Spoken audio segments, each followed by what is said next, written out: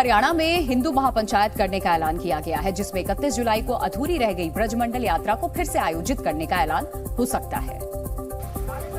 इसीलिए प्रशासनिक अमला अलर्ट हो गया है। प्रशासन की ओर से दोनों समुदायों की गतिविधियों पर बारीकी से नजर रखी जा रही है। जानकारी के मुताबिक ये महापंचायत पलवल के पास पोंड्री गांव में आयोजित की जाएगी, जिसमें हरियाणा, दिल्ली, राजस्थान और यूपी के सभी लोगों के पहुंचने की संभावना है। महापंचायत में कई संतों के भी पहुंचने की खबर है। इस महापंचायत का उद्देश्य बताया जा रहा है कि ब्रजमंडल की जो यात्रा 31 जुलाई को अधूरी रह गई थी, उस यात्रा को 28 अगस्त को पूरा करने का आह्वान हिंदू समाज के संतों और हिंदू समाज के लोगों के द्वारा किया जा सकता है। दरअसल 12 दिन पहले ब्रजमंडल यात्रा के दौरान ही नूह में हिंसा भड़की थी। इस कारण यात्रा अधूरी रह गई थी। अब हिंदू संगठन इस यात्रा को पूरी करने की तैयारी में है। इस कारण पहले ही नूह के हालात को संभालने में जुटे प्रशासनिक अमले की परेशानी बढ़ गई है।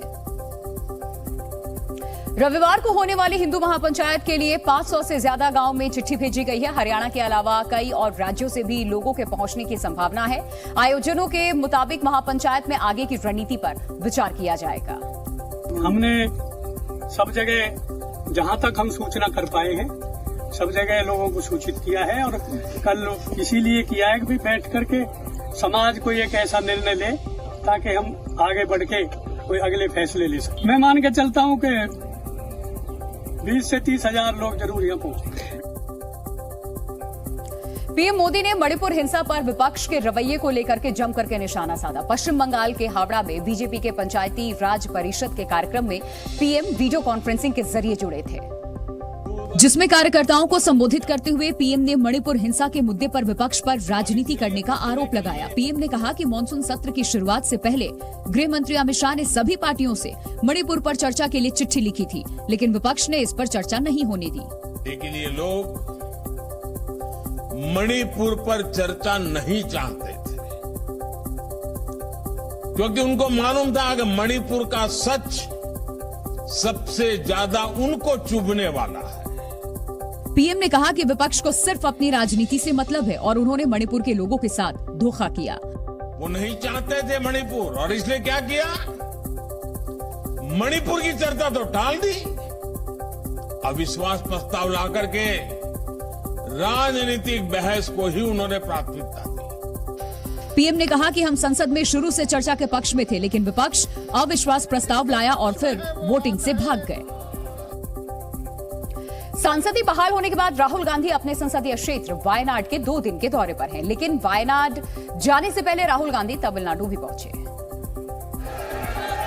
जहां कोयम्बटूर में उनका जोरदार स्वागत हुआ। राहुल गांधी जैसे ही एयरपोर्ट से बाहर निकले, उनके समर्थकों की भारी भीड़ जुट गई, जिन्होंने राहुल को घेर लिया और उन्हें अपने साथ लाए तोहफे देने लगे। एयरपोर्ट के बाहर भीड़ इतनी ज्यादा हो गई थी कि उसे संभाल पाना वहां मौजूद सुरक्षा कर्मियों के लिए भी चुनौती बन गई। इस दौरान राहुल के समर्थन में जमकर नारेबाजी भी हुई।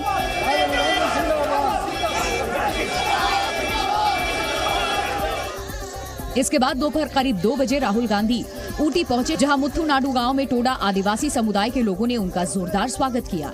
राहुल गांधी को सम्मान में वहां के लोगों ने शॉल पहनाई और अपनी परंपरा और संस्कृति के बारे में जानकारी दी। राहुल गांधी भी इस दौरान वहां लोगों से मिले प्यार को पाकर काफी खुश नजर आए और उनके साथ राहुल ने डांस भी किया। डांस करने के बाद राहुल ने अपने पास खड़ी एक बच्ची को गोद में उठा लिया और उसे प्यार करते नजर आए।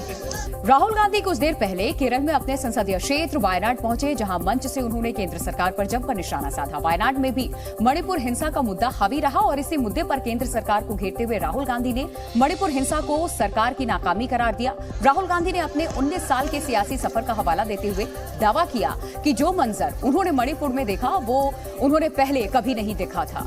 राहुल ने दावा किया कि मणिपुर में भारत के विचार की हत्या हुई, वहां महिलाओं और बच्चों पर अत्याचार हुआ। राहुल ने आरोप लगाया कि पीएम मोदी ने संसद में मणिपुर के मुद्दे पर सिर्फ 2 मिनट बोला, जिससे साफ होता है कि सरकार मणिपुर पर संवेदनशील नहीं है। Some time back, I went to Manipur, and I've been in politics now for 19 years, and I have never experienced what I experienced in Manipur. I've been during floods, during violence. I went to the violence affected areas in Uttar Pradesh, I've seen the tsunami. I've been all across our country during times of tragedy.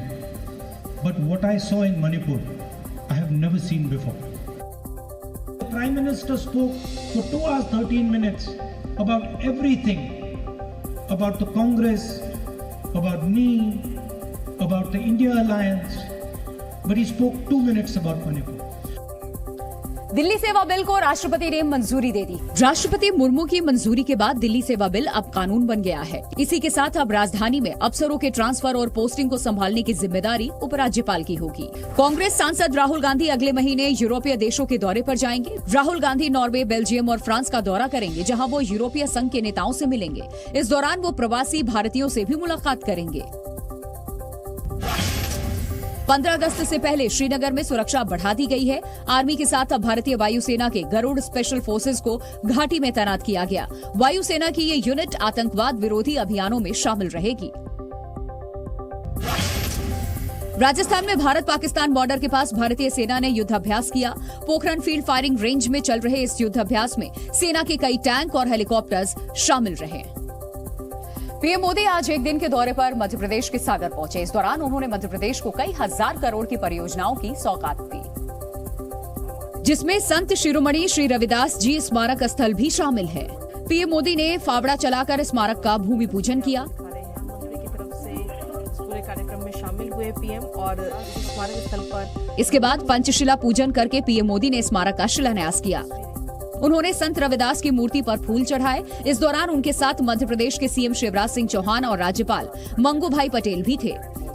PM Modi ने करीब 11 एकड़ जमीन और 100 करोड़ की लागत से बनाए जाने वाले इस अनूठे स्मारक का लेआउट भी देखा। इसके बाद पीएम मोदी ने 1580 करोड़ रुपए से ज्यादा की लागत से विकसित की जाने वाली 2 सड़क परियोजनाओं को और कोटा बीना रेल मार्ग के दोहरीकरण के काम की भी शुरुआत की।